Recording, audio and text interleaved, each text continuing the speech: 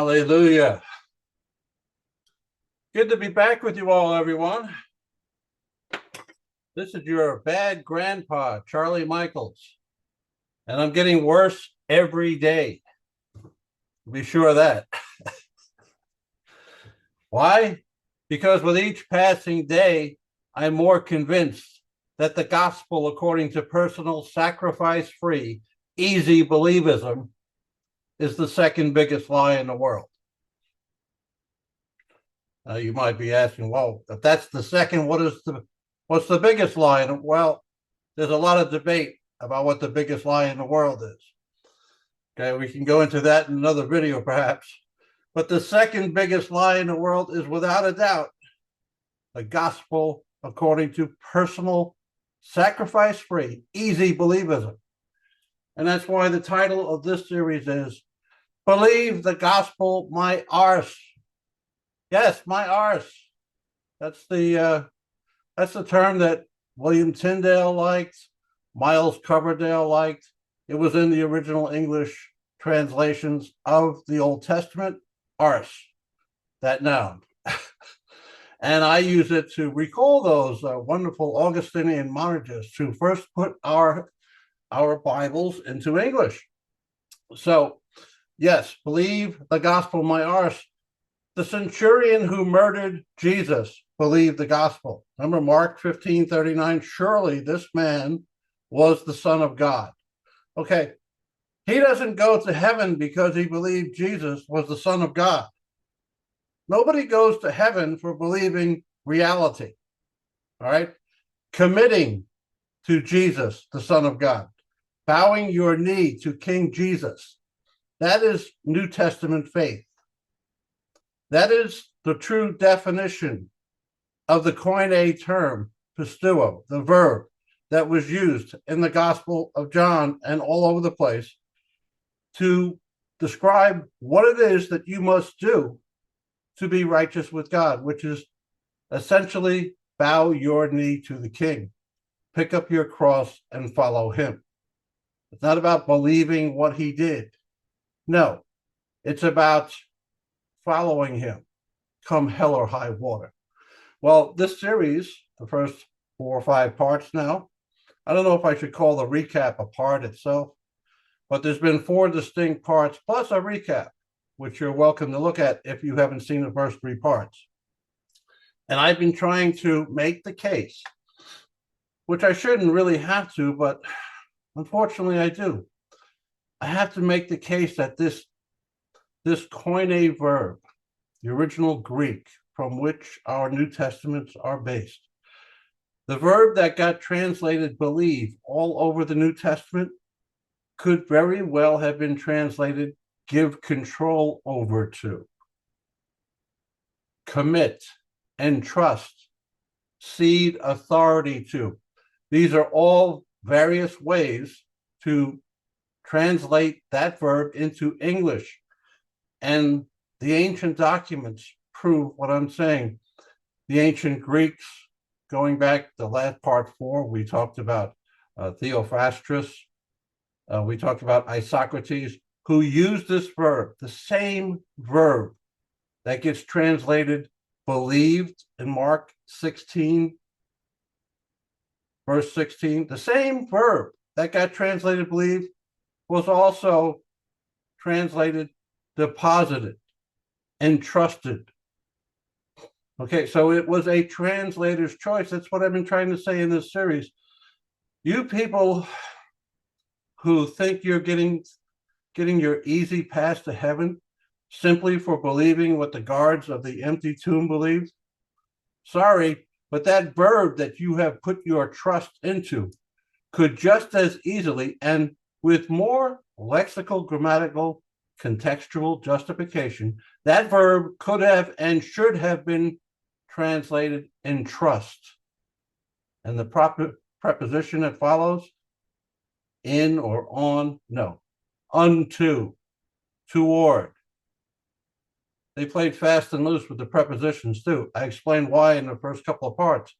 Our Bibles were put into English by Augustinian monastics, people who believe that God does all the saving work Your cooperation is not necessary. Thank you very much.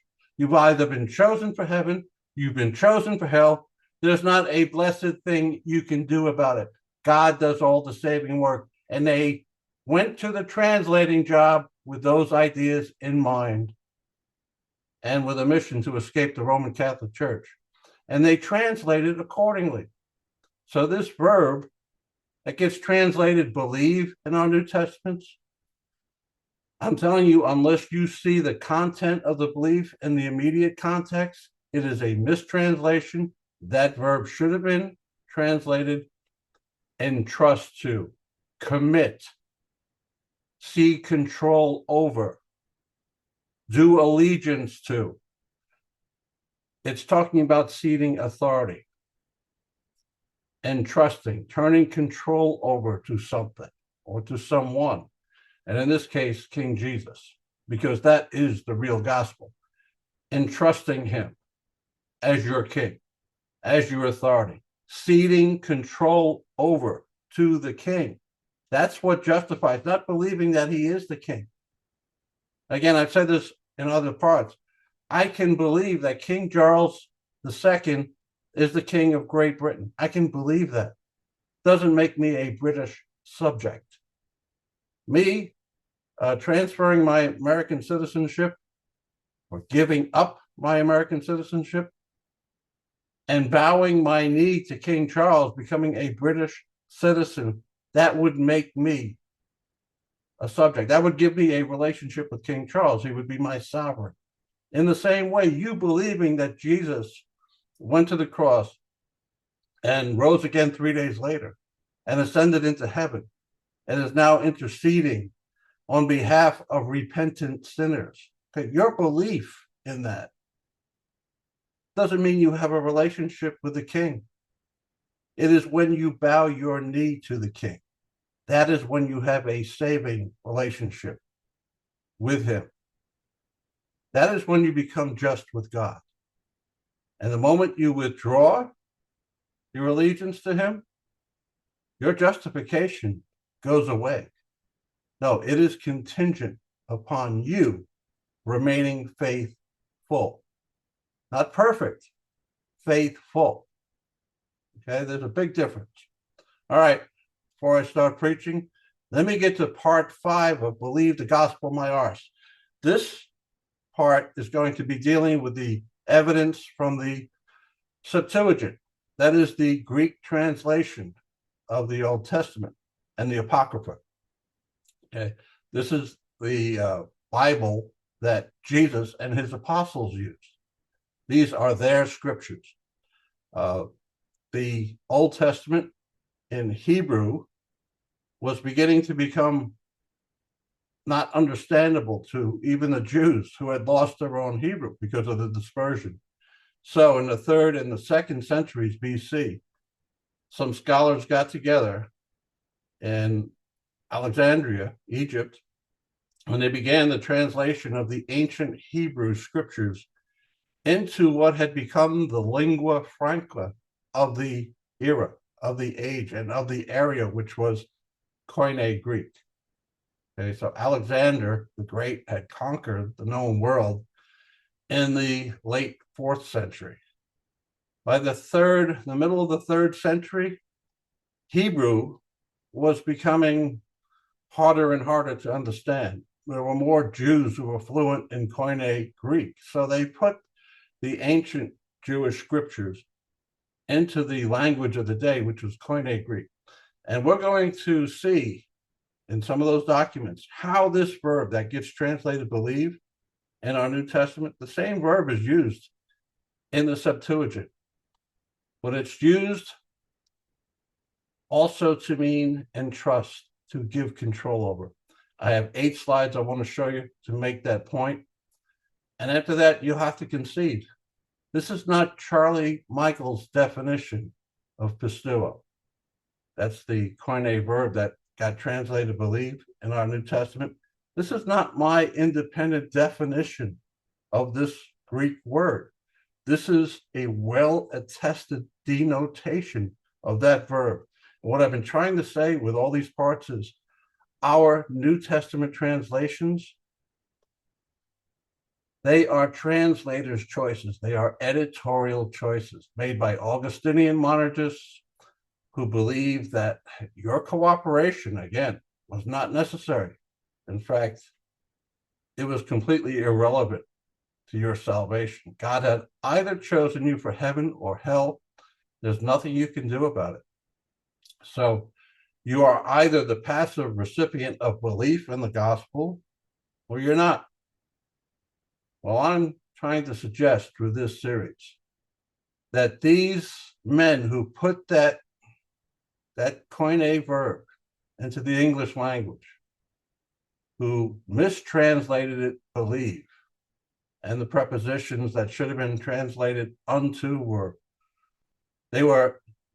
changed from directions to locations, on or in.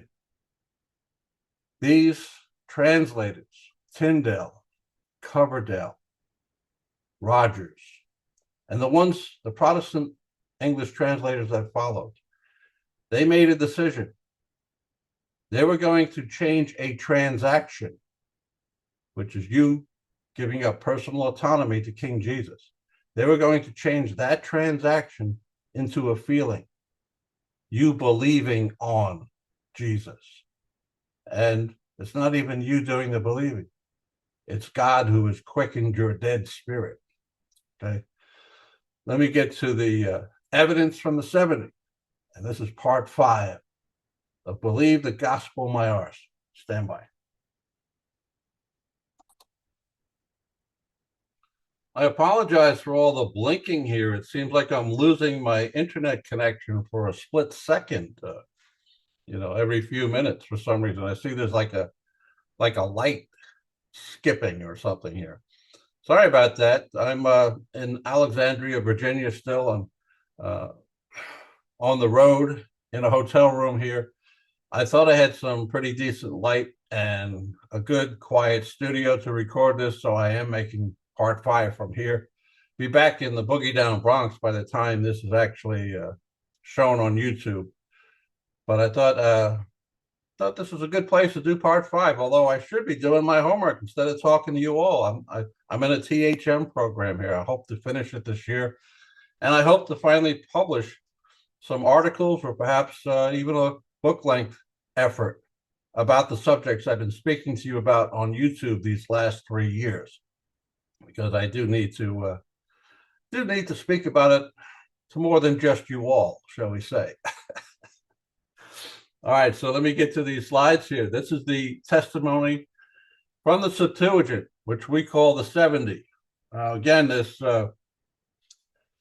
Greek version of the Old Testament, they are the scriptures that Jesus and his apostles used. When the Apostle Paul quotes the scriptures, he's reading from the Septuagint, the 70 version of our Old Testament. Okay, and it's a controversial work. There's a real question, which is the better, more reliable translation of the Old Testament documents? Is it the Masoretic text, which we use in our Old Testaments, in our English Bibles? We use an Old Testament version that was created by the Masoretes. This is a family of Jewish rabbis from the 9th through the 11th centuries who translated the original Hebrew, okay, into the vernacular of that time. They added vowels to the original consonants. So, I don't know, we tend to prefer, most people prefer the Masoretic version. However, the Septuagint, that is the original version of the Old Testament. This predates the Masoretic text by at least 1,000 years. And it's the version that, again, Jesus and his apostles used. So in this version of the Old Testament and the Apocrypha, this verb, pisteuo, that gets translated believe reflexively in our New Testament. In John's Gospel, it becomes believe something like 85 times, more than twice the total number in the entire Old Testament. 85 times the word believe appears or some form of it in John's gospel. It makes you ask why. Were John's audience really skeptical? How come we, in a document that is 1/33 the size of the Old Testament, we see one verb gets translated believe? Why is that? Why is that used twice as often as the entire Old Testament? Well, the truth is because that word believe should have been translated something else like commit or do faithfulness or honor. There's different ways, depends on the context. And I've already told you why they preferred believe. They wanted to change a transaction into a feeling. All right, but here in 2 Kings 12:16. All right, now I have the in orange, the original Koine text, if you want to look at it, so you don't have to make a faith commitment to Charlie Michaels here. I have the original Koine text in orange. I have the transliteration, okay, putting it into English letters, converting the Greek letters into the English letters. That's the transliteration in the middle there in green. All right, but the English translation from the good old KJV of 2 Kings 12:16. All right, this is how they translated it. Moreover, they reckoned not with the men into whose hand they delivered the money to be laid out on workmen, for they dealt faithfully. Let me say it again here. 2 Kings chapter 12, verse 15.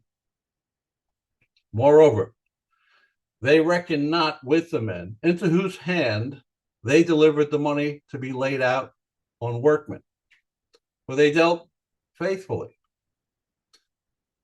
You see the English words I haven't read here. They delivered.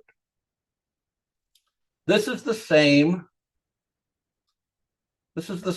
verb that gets translated believe all over the Gospel of John and everywhere else in the New Testament. They delivered. They entrusted. They ceded control to. They gave the money to. Okay. They're not just trusting, they're depositing something of value. And that is the other denotation of this verb, pisteuo, the one that got translated believe in Mark 16:16, the one that gets translated believe in John 3:16. God so loved the world, he gave his only begotten Son, that whosoever believeth in him. Well, how about whosoever gives control to him? Whosoever cedes authority to him. That was another translation choice. And again, Augustinian monergists, people who believe that God does all the saving work, they're the ones who did all the translating work. And that's why we ended up with believe on him in John 3:16. All right, so we'll move on here. We're going to see how this same verb here, pisteuon. All right, let me just highlight it here. Pisteuon, if I can. There we go. Again, this is a construction of the G4100 verb pisteuo. We have the E, the epsilon augment here. All right, you got E in front of pisteuo. Let me highlight that. This augment here, the epsilon, simply means past tense. Then you have the on here, case ending. Okay, we're talking about an active voice, and we're talking about plural. So, but the root here is pisteuo, and that's where you're going to see when I have this verb pisteuo in red. Note this verb pisteuo, if nothing else, in the original languages. Note that verb, because this is the same verb that gets translated believe in John's gospel. The same verb, pisteuo. And as you see here, 2 Kings 12:15, it's not talking about credence at all, is it? But it's the same verb. Let's have a look at how that same verb, pisteuon, is used in John's gospel. It's used twice that I saw. Let's have a look.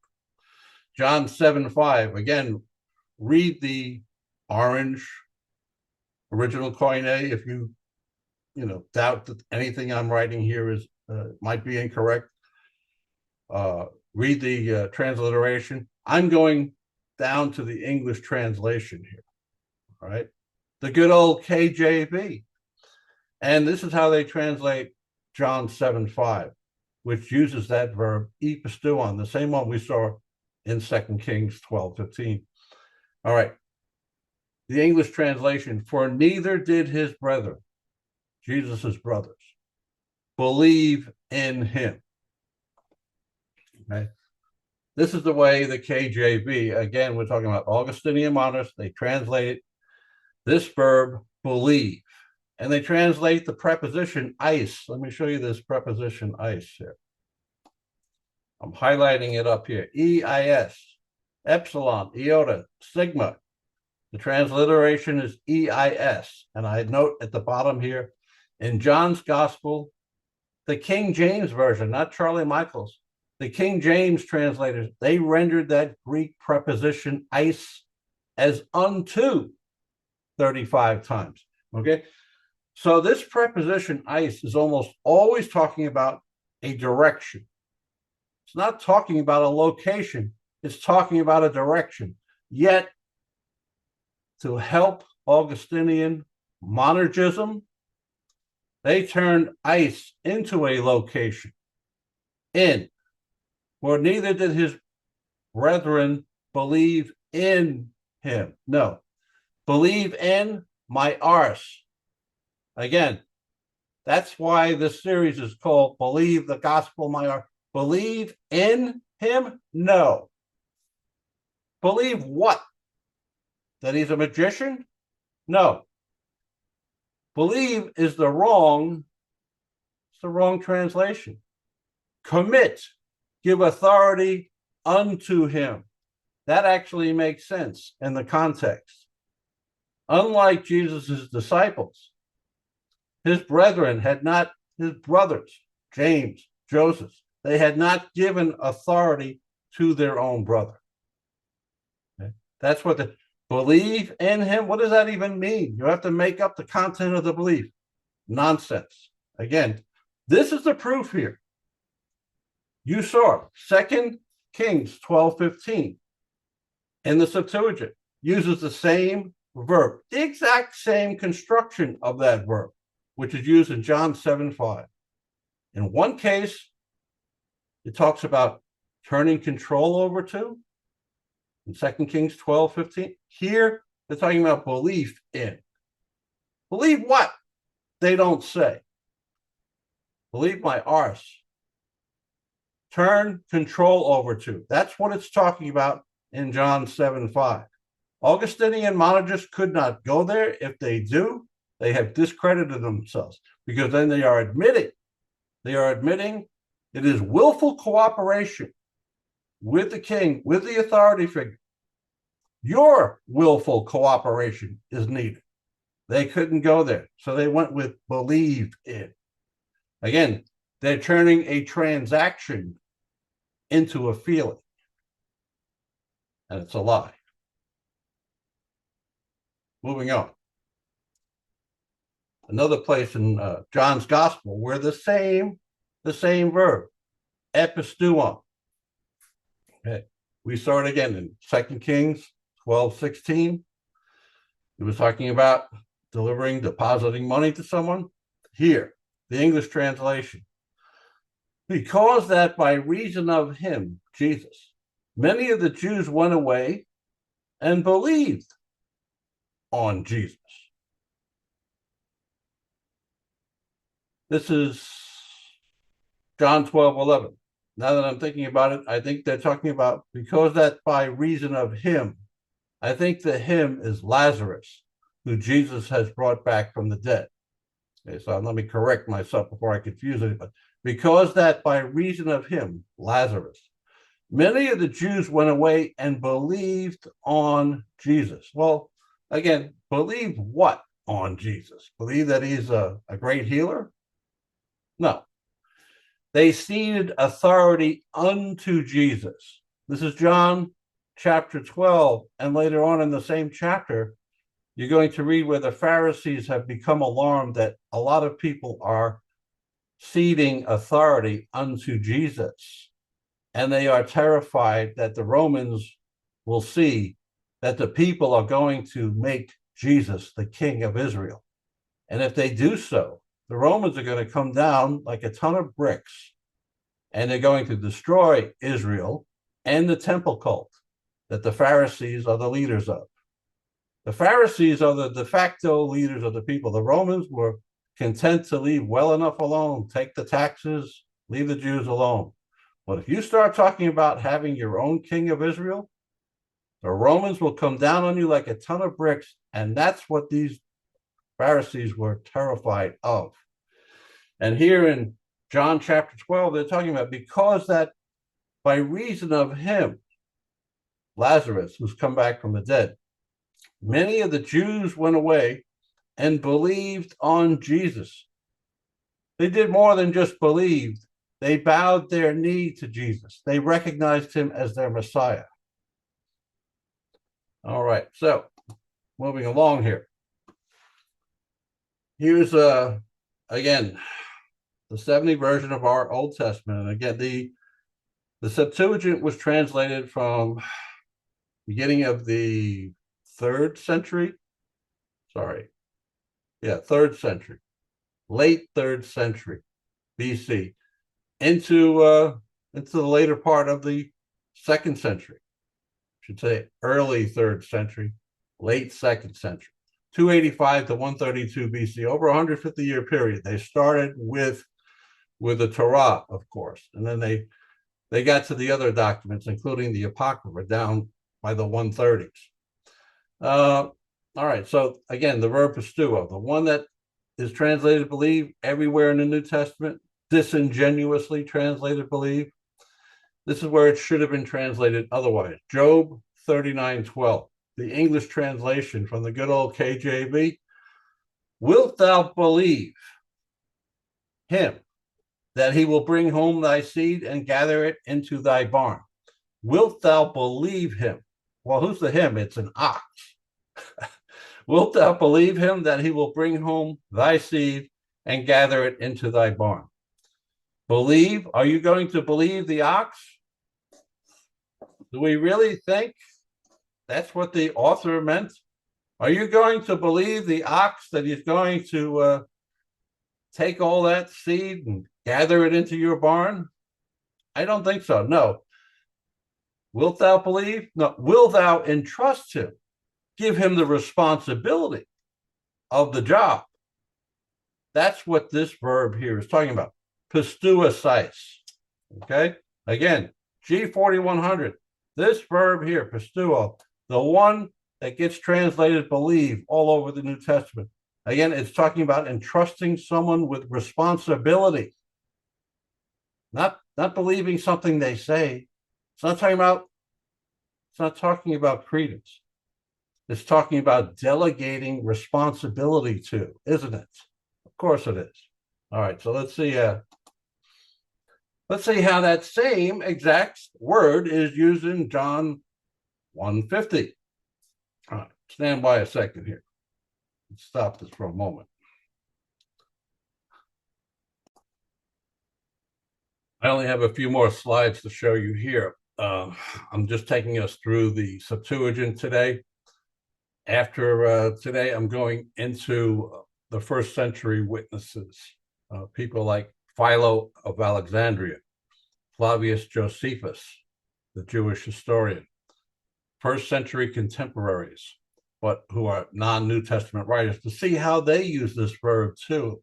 And again, I'm making the case here that when we see the English verb believe in our New Testaments, once again, brothers, if you don't see the content of the belief, if it's not spelled out for you, what it is you're supposed to believe, it's not talking about belief. It's talking about doing honor, allegiance, ceding authority, depositing something of value into someone else. And I know this is upsetting to think, well, why can't they simply translate God's word the way the way the biblical authors or speakers intended it. Why did they leave it ambiguous? Why is it I got some unknown like YouTube Charlie Michaels finally explaining this stuff to me? Why doesn't my pastor even know that the word believe in the New Testament probably doesn't mean believe? How come he doesn't know that? All right, a lot of history behind that. Protestant history, which I went through in parts 1 and 2. When I talked about the people who were doing the original English translations. These were Roman Catholic rebels. This was an act of defiance to put the original Greek into the English. This was a capital offense. They were risking their lives to do it. They had religious and political enemies, and they used these documents. I believe they effectively weaponized the New Testament against the Roman Catholic Church. Getting away from the Roman Catholic Church, I think that was a good idea. Weaponizing the New Testament, 500 years later, I'm out here arguing with greasy gracers because they see this koine verb that got translated believe, and they think that's all they need for their easy path to heaven. All I have to do is simply believe the old story, and I'm going to heaven. Glory, hallelujah. Because it says in John 3:16, the one who believes in him. And in John 3:18, all I have to do is believe. And it says in umpteen other places in John, all I have to do is believe. Just like the Philippian jailer in Acts 16:31, all ever he had to do was believe. No. Sorry. That verb, as I've been trying to point out in the last 5 videos here, that verb could have been translated with greater justification, lexical, grammatical, contextual justification. That verb could have and should have been translated entrust, commit, give control to. And in fact, you'll see one of my last parts of this series, you'll see in the New Testament where they reluctantly did translate Pisteuo, G4100. 8 times they actually translated it that way in our New Testament. So again, this is not a novel definition of a koine word by yours truly. I showed you in the earlier parts, this is one of the 2 denotations of Pisteuo. It is a translator's choice, whether that verb is talking about credence or it's talking about commitment, depositing something of value to someone else. It is a translator's choice. And I'm trying to tell you that our translators, the choices were dictated to them by their circumstances, by their theology, by their soteriology, and by their need to escape the Roman Catholic Church and its sacraments, which involved works. All right, let me get back. Again, only a few more slides, because I have a tendency to digress, as you see. So I can only get through a few slides at a time. Let's go back to it. Stand by. Okay, so to refresh your memory here, Job 39:12, in the 70. All right, wilt thou believe him, the ox? No, you're not believing an ox. You're entrusting a job to the ox. This is the verb that the KJV translated believe incredibly. Pisteuo, and in John 1:50. And the context of John 1:50, well, Jesus he's meeting his future disciples. And one of them is Nathaniel. And he saw Nathaniel a ways off, Jesus. And he said, here is an Israelite in whom there is no guile. This is someone we can trust. And Nathaniel is just amazed that Jesus would even know anything about him. And so Nathaniel says to Jesus in John 1:49, you are the King of Israel. And Jesus is amazed that he would draw that conclusion simply because he had recognized Nathanael from afar off. And Jesus replies in John 1:50. Jesus answered and said unto him, Nathanael, because I said unto thee, I saw thee under the fig tree, believest thou? Thou shalt see greater things than these. Believest thou? Believest thou what? That he's the king? Possibly. But if he believes that he's the king, it would require more than simply belief, wouldn't it? He's talking about committing to him. So this verb, the same one again that was talking about giving the responsibility to the ox in Job, the very same construction of Pisteuo size. This is the one we saw before, Job 39:12, talking about giving responsibility to the ox to take the seed to the barn. The same verb, talking about responsibility then. Believest thou me? In other words, give me the authority of being the king. That's what it's talking about here too. Why don't they translate it that way? Once again, if you say, I'm giving allegiance to you, the king, you are saying that this is not a fellow who's simply believing the gospel is true. You're talking about somebody who's doing something, who's transferring authority of himself to King Jesus. Augustinian monergists could not go there. So we got this ridiculous translation, believest thou. Okay? That's why you see that in John, among other places. Even though the same verb in John in the next chapter is going to be translated commit. All right, let me move it along here. I have 3 more, I think, to show you. All right, yes, here in the apocryphal version of the 70, there are 15 documents that we call the Apocrypha. Well, they're in the original Septuagint too. We don't, there's too many of them that talk about works, so that's why we don't see them in our Old Testaments, our English Old Testaments. It was in the original 1611 version of the King James Version, but somebody wised up and said, you know what? There's an awful lot of works in Maccabees, awful lot of works in Sirach, Wisdom of Solomon. Let's get those intertestamental documents out of our English Bible, shall we?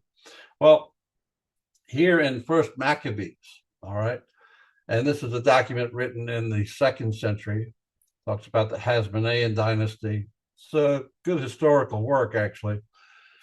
First Maccabees 8:16, and it records, and that they committed their government to one man every year, who ruled over their country, and that all were obedient to that one, and that there was neither envy nor emulation among them. Someone is describing here in Maccabees how the Roman government worked. Okay?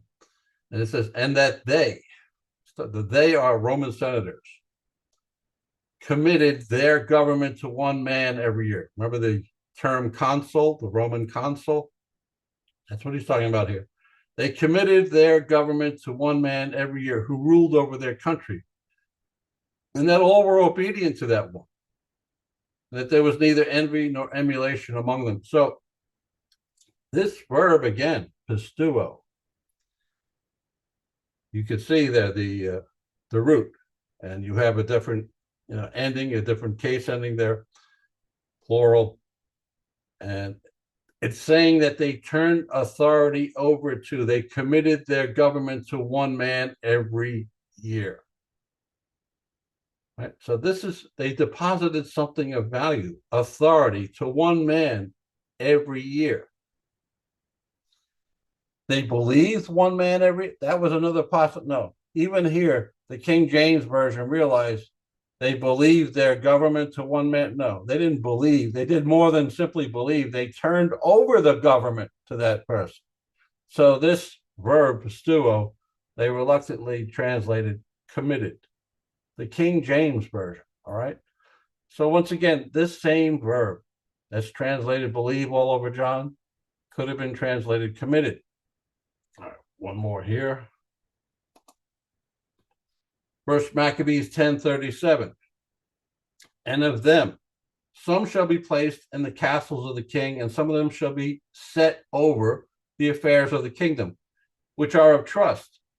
And let the governors and rulers be of themselves, and let them walk after their own laws, even as the king hath commanded in the land of Judea.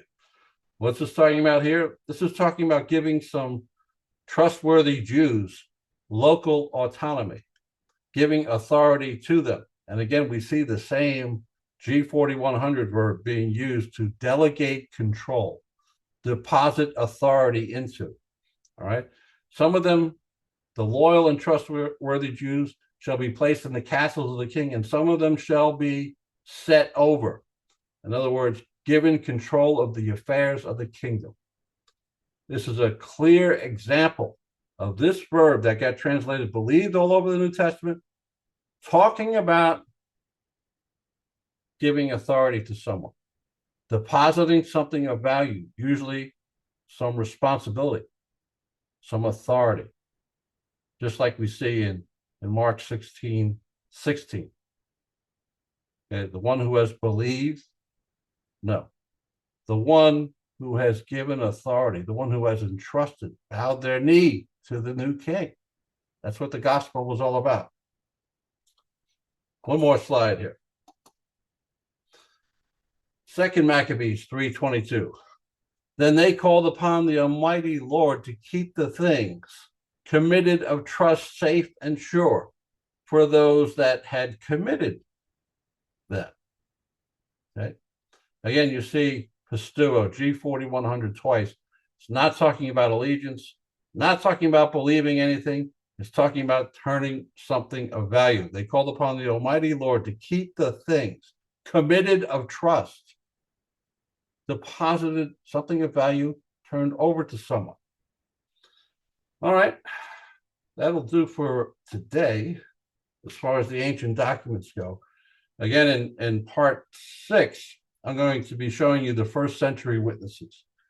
Philo of Alexandria, Josephus, the Jewish historian, Appian, another Jewish historian.